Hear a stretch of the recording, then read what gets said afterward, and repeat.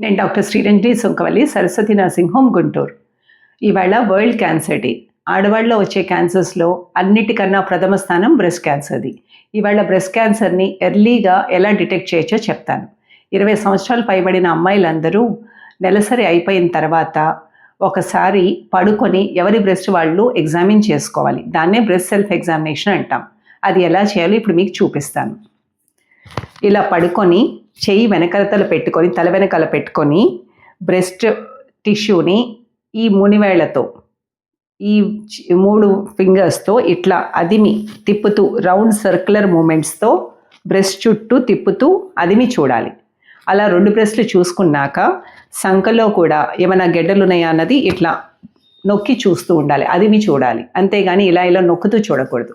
అలా చూడడం వల్ల మీ బ్రెస్ట్ టెక్స్చర్, అంటే మీ బ్రెస్ట్ నార్మల్గా ఎలా ఉంటుంది అనేది ఫస్ట్ మీకు అవగాహన వస్తుంది.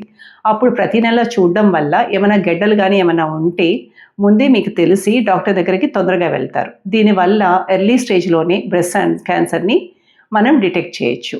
Thank you.